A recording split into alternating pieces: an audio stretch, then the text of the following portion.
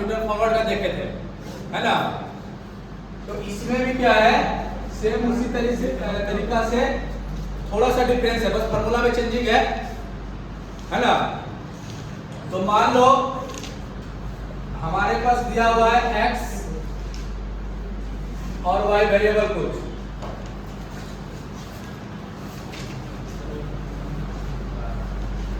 x0 तो y 14, x4 y 24, a 32, 12 35,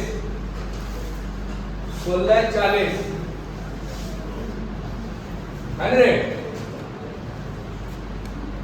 अब बोल रहा है कि फाइंड F9 using Gauss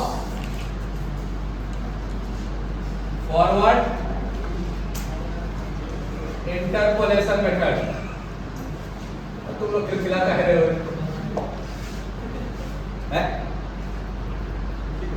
है ना रे। तो देखो करना क्या है, याद करो रे पिछला क्लास को हम क्या बताए थे कि ये जो x होता है हमारा इनपुट होता है और उसके कॉरस्पॉन्डिंग जो वैल्यू मिलता है वो हमारा आउटपुट होता है। तो अभी 2000 का नोट्स का बंदी चल रहा है रे। तो मान लो रे सर्च किया गया है ना, केकरा पास है केकरा ला ना है। तो 14 आदमी ऐसा मिला रे जिसके पास 2000 का नोट कितना था, 24 आदमी ऐसा मिला जिसके पास 2000 का नोट 4, और 32 आदमी ऐसा था जिनके पास 2000 का नोट 8, और 35 आदमी ऐसा था जिसके पास 2000 का नोट 12, और 40 आदमी ऐसा मिला जिसके पास 16 है ना। यस। तो बोल रहा है कि ऐसे कितने आदमी होंगे जिसके पास 2000 का नोट जो है 9 होगा, है ना। तो जब इस तरह का क्वेश्चन जो है बोलता है तो हम लोग सीखे थे by forward method, Newton forward method और न्यूटन बैकवर्ड मेथड, ठीक है। तो फॉरवर्ड में क्या था, आगे की वैल्यू पूछता था रे, और बैकवर्ड में पीछे की वैल्यू। अभी सेंट्रल है रे, तो नाम में सब कुछ ना है रे, तो इसमें बीच का वैल्यू ना पूछेगा रे। अब देखो कहीं ना कहीं ये 9 जो है बीच में ही नजर आ रहा होगा, है ना रे। तो उधर जैसे करते थे वैसे इधर भी करना है। टेबल बना लो रे, x y, है ना जी। फिर इधर क्या होता था, लिख देते थे वैल्यू, x क्या है 0, और 0 के कॉरस्पॉन्डिंग क्या है 14, 4 के कॉरस्पॉन्डिंग 8 के कॉरस्पॉन्डिंग यहाँ 24 है ना रे, और यहाँ 32, और 12 के कॉरस्पॉन्डिंग और 16 के कॉरस्पॉन्डिंग, है ना। अब याद करो रे, ये हमारा होता था x0, और x0 के कॉरस्पॉन्डिंग ये होता था y0, फिर x1 के कॉरस्पॉन्डिंग y1, x2 के कॉरस्पॉन्डिंग y2, है ना। लिखने पे ना बाबू, सुनने पे ध्यान दो। बन रहा है, बन गया बढ़िया तो उधर से मिल जाएगा, है ना। तो लिखने का उतना टेंशन नहीं, समझना है रे, है ना। तो तुम लोग का भला के लिए हम कितना सोचते हैं, सबका भला में खुद का भला न रे। लेकिन देखो बाबू, ये तो फॉरवर्ड का हो गया, ऐसे करके आता था xn तक। फॉरवर्ड की जब बातें होती थी तो ये सारा हमारा फार्मूला में यूज आता था, इस तरह का बना था ना, और बैकवर्ड में नीचे से ये पूरा बना था। अब सेंट्रल है, तो सेंट्रल में x0 जो है जूम करेंगे वो बीच वाला को करेंगे, तो बीच में कौन सा पड़ रहा है ये, इसको हम लोग x0 जूम करेंगे। दूसरी बात, ये तो 5 है तो फोलेशन हो गया, है ना। अगर 4 रहता तो 6 रहता तो इवेंट रहता तो कोशिश करना है बाबू कि क्या हमको फाइंड आउट करने के लिए बोल रहा है, और जो वैल्यू पे हमको वैल्यू निकालने के लिए बोल रहा है वो वैल्यू किसके नजदीक है, ठीक है। उसको x0 एज्यूम कर लेना है, कोई दिक्कत। x0 किसको एज्यूम करना है, जो वैल्यू फाइंड आउट करने के लिए बोल रहा है उसके नजदीक में कौन सा है हमारे पास इसमें x में, ठीक है। अब याद करो जैसे उधर करते थे वैसे इधर करेंगे।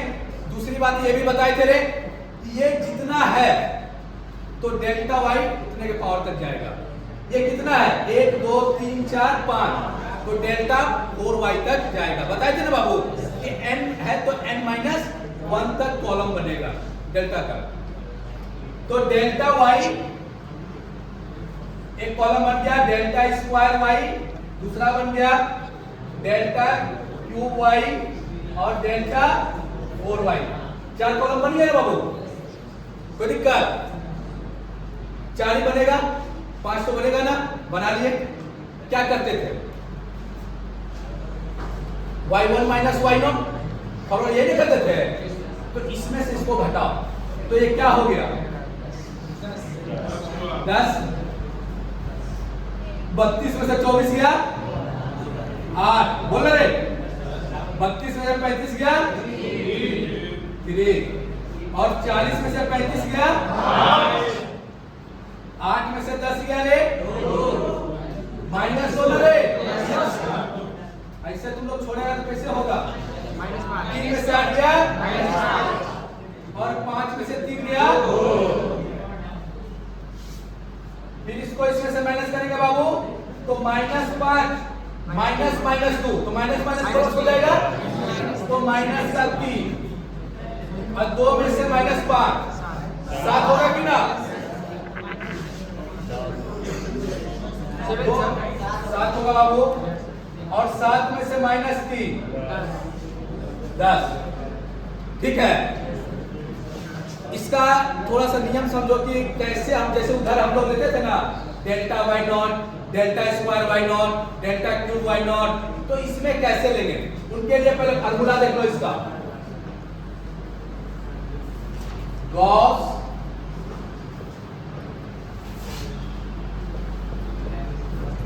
फॉरवर्ड फार्मूला,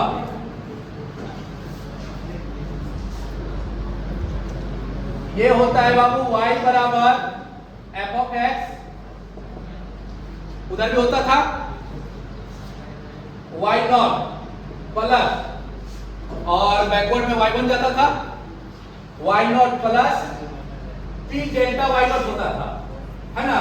तो इधर हम लोग वो p को जो है g से ये कर लेते हैं, फिर g का वैल्यू लिख देंगे g1 delta square y0 plus g2 delta y0 होगा ना रे, फिर delta square y-1 plus g3 delta cube y-1 plus g4 delta power 4 y-2, और ऐसे करके ये चलते जाएगा।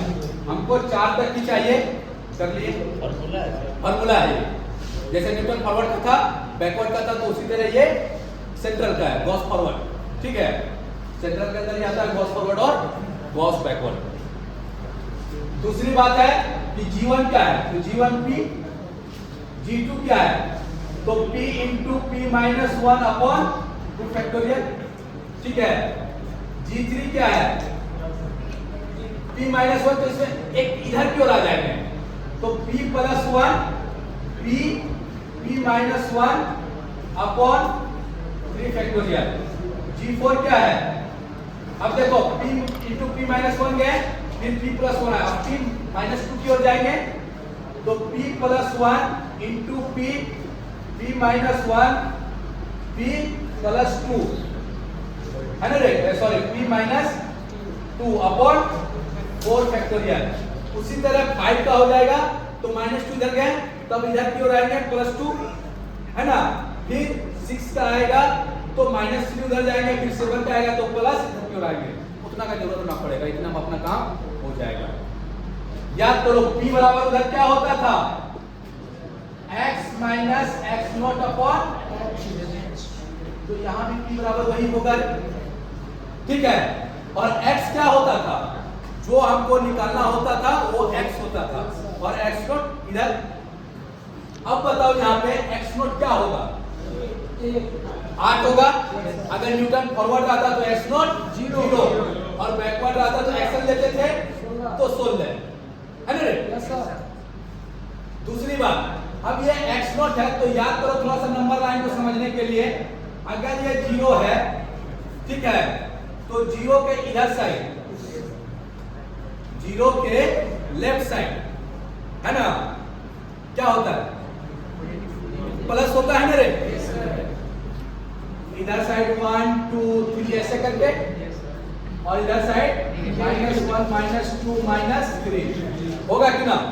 ठीक उसी तरह थोड़ा कंपेयर करो समझने के लिए। ये x नॉट है तो ये x -1, ये x -2, ये x1 x2 है ना। अब x नॉट के कॉरस्पॉन्डिंग हमको y नॉट मिलता है, तो x नॉट के कॉरस्पॉन्डिंग y नॉट ये y -1 x -1 के कॉरस्पॉन्डिंग, और ये y -2, और ये रे y1 और ये y2, ठीक है। अब थोड़ा सा समझो, ये y नॉट है ना, इसके ऊपर सर्कल बना लो, ठीक है। सवाल कैसे सॉल्व करना है? उसके बाद एक नीचे आओ, सर्कल बना लो, फिर ऊपर जाओ, सर्कल बना लो, फिर नीचे आओ रे, सर्कल बनाओ, ऊपर जाओ, सर्कल बनाओ। ये कब करना है? जब गॉस फॉरवर्ड की बातें हो तब, है ना। समझ आ रहा है ना? कोई दिक्कत? अब देखो उस फॉर्मूला में जो है तुम्हारा y नॉट क्या हो जाएगा? 32। Yes sir. Delta y not क्या हो जाएगा? 3, ठीक है। डेल्टा स्क्वायर y -1 क्या हो जाएगा? -5। डेल्टा क्यूब -1 क्या हो जाएगा? 7। डेल्टा 4 -2 क्या हो जाएगा? है ना। कोई दिक्कत? समझ आ रहा है ना? अब ये हुआ कैसे? हुआ थोड़ा सा कंफ्यूजन वाला चीज है कि वो कैसे हुआ, क्योंकि ये y नॉट है, ठीक है, ये y नॉट है, तो इसके नीचे आके यहाँ पे हो जाएगा ये डेल्टा y नॉट, और इसके नीचे ये क्या होगा? डेल्टा y1, और ये हो जाएगा डेल्टा y -1, और ये डेल्टा y -2, फिर ये हो जाएगा तुम्हारे पास डेल्टा y नॉट, है ना जी। और ये क्या हो जाएगा? डेल्टा y -1, डेल्टा y -2, क्योंकि ये y नॉट होगा। अब फिर इसके नीचे इधर आके होगा डेल्टा y नॉट, तो ये क्या होगा? डेल्टा y -1 हो रहा है, और ये डेल्टा y -2, फिर इसके नीचे जाएंगे तो ये delta y not, delta y -1, और ये डेल्टा y -2। अगर ये कंफ्यूज कर रही है ये चीजें तो बस ये देखो कैसे सर्कल बनाना है। y नॉट तो x नॉट के कॉरस्पॉन्डिंग y नॉट, यहाँ का तो सब आ जाएगा कि x नॉट के कॉरस्पॉन्डिंग y नॉट। नीचे जाएंगे ऊपर जाएंगे, नीचे आएंगे ऊपर जाएंगे, समझ आ रहा है ना। फिर आगे आता, फिर नीचे आते, फिर ऊपर जाते, नीचे जाते, ऊपर जाते। जब गॉस फॉरवर्ड की बातें हो रहा और गॉस बैकवर्ड की जब बातें होगा रे, तो पहले ऊपर फिर नीचे, उल्टा है। फॉरवर्ड है तो पहले नीचे फिर ऊपर, है ना रे। समझा कि ना समझा? अब बात हुआ P का, तो P बराबर क्या हो जाएगा बाबू? x कितना है हमारा? कितना होगा रे? x क्या होता है? जो वैल्यू निकालने के लिए बोलता है, तो यहाँ 9 निकालना है ना रे, तो x बराबर 9 माइनस x नॉट क्या हो जाएगा? 8 अपॉन 4। x क्या होता है? इंटरवल में जो कॉमन होता है रे, है ना। और 0 से 4 के बीच में 4, यही ना x होता है कि इसके बीच में, इसके बीच में, और सबके बीच में जो रहता है x। हम लोग देखे थे x क्या था? इक्वी डिस्टेंस, है ना। और इक्वल इंटरवल है तभी तो हम लोग लगा पा रहे हैं ना। अनइक्वल इंटरवल रहता तो हम लोग इसकी बातें ना करते हैं, वहां डिवाइड डिफरेंस या फिर लैग्रेंज की बातें होती है। समझा रहा है ना? तो h बराबर 4, तो ये क्या हो जाएगा? 1/4 यानी 10.25। p का वैल्यू निकल गया, p का वैल्यू निकल गया, तो g1 कितना हो गया? g1 तो p है ना रे। g2 कितना हो गया? तो g2 बराबर क्या हो जाएगा? 0.25 into 0.25 minus 1 अपॉन 2 फैक्टोरियल, तो 2 फैक्टोरियल तो 2 ना हो जाएगा रे, 2 into 1, है ना। तो ये क्या हो जाएगा? 0.25 into माइनस का 0.75 अपॉन 2, और ये वैल्यू तुम्हारा हो जाएगा रे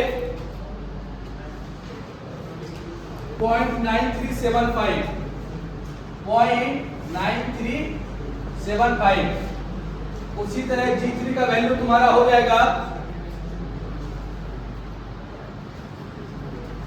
0.2343। कैसे होगा? यहाँ पे P का वैल्यू रखेंगे तो 0.25 प्लस 1 इंटू 0.25 इंटू 0.25 माइनस 1 है ना, और अपन 3 फैक्टोरियल, तो 3 फैक्टोरियल बराबर 6 डिवाइड करेंगे, ये वैल्यू आ जाएगा और ये भी आएगा माइनस के साथ। उसी तरह G4 का वैल्यू आएगा 0.4141 और मान लो कुछ और होगा, ठीक है। अब हमको जो है इस तरह का क्वेश्चन में हम क्या देखे थे कि सब कुछ जब मिल जाता है तो वो सारा वैल्यू को जो है फार्मूला में पुट अप कर दो, ठीक है। G1 मिल गया, G2 मिल गया, G3 मिल गया, G4 मिल गया, है ना। Delta y not delta square y minus 1 है ना, डेल्टा क्यूब y माइनस 1 सारा कुछ मिल गया। जब सब कुछ मिल गया रे तो ना डाल देगा, अब डालेगा तो निकल जाएगा रे। तो इस फार्मूला में रे तो जैसे मतलब ये सारा वैल्यू डालेगा तो F9 बराबर y नॉट का वैल्यू क्या है? x नॉट के कॉरस्पॉन्डिंग मिलेगा ना रे, 32 प्लस G1 0.25 है ना रे, इंटू डेल्टा y नॉट कितना है 3 प्लस G2 का वैल्यू कितना निकला है बाबू? 0.9375। ये भी माइनस में है, G2 जो है माइनस का 0.9375 है ना, into delta square y minus 1 कितना है? माइनस का 5 प्लस 0.41013 इंटू क्या गलती कर रहे हैं क्या रे? G1 G2 G3 का वैल्यू नहीं लिखे थे, यहाँ G3 आएगा ना 0.2343 इंटू 7 प्लस 0.4113 इंटू 10 है ना बाबू। अब इसको जो है सॉल्व कर लेना, और सॉल्व करने में एक चीज ध्यान रखना कि ये जितना भी पॉइंट वाला है ये सबको पहले एक साथ करना है, ठीक है। करने का पूरे को एक साथ कर सकते हो, कोई दिक्कत ना है, लेकिन कैलकुलेशन थोड़ा इजी होगा रे, है ना, कोई दिक्कत? अच्छा ये फैक्टोरियल वाला वैल्यू ध्यान रखे हैं तो ये क्या हो जाएगा अपॉन 2 फैक्टोरियल, तो 2 फैक्टोरियल तो 2 होगा, अपॉन 3 फैक्टोरियल तो 3 गुने 2 6, अपॉन 4 फैक्टोरियल तो 4 फैक्टोरियल क्या हो जाएगा 3 फैक्टोरियल 24। ये तो जीवन का ना वैल्यू है तो यहाँ पे क्यों रखेंगे, YouTube पे जगह ना रखेंगे रे, 2 6 और 24 4 फैक्टोरियल 4 गुना 3 गुना 2 गुना 24 हो जाएगा रे। इनको सॉल्व करोगे तो F9 का वैल्यू जो निकलेगा वो 33 समथिंग निकलेगा, है ना, 33.17,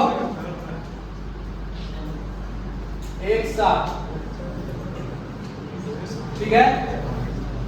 समझा कि ना समझा बाबू? यस। इसमें किसी को डाउट है तो बोलो। जैसे फॉरवर्ड को करते थे वैसे बैकवर्ड को बस फार्मूला चेंजिंग है ना। सर ये इवन रहता तो किसको मानते हैं x नॉट? हम बोले ना बाबू कि क्वेश्चन में जो दिया रहेगा वो किसके नजदीक है। अगर मान लो यहाँ 8 है, 8 को हटा देता और तुमको बोलता है कि F10 पे वैल्यू क्या होगा, है ना, तो 10 देखेंगे कि 4 के नजदीक है कि 12 के नजदीक है, तो जो जिसके नजदीक होगा रे उसी को लेंगे, है ना। दूर वाला अगर पूछता है तो इसमें कोई दिक्कत है? हो गया ना।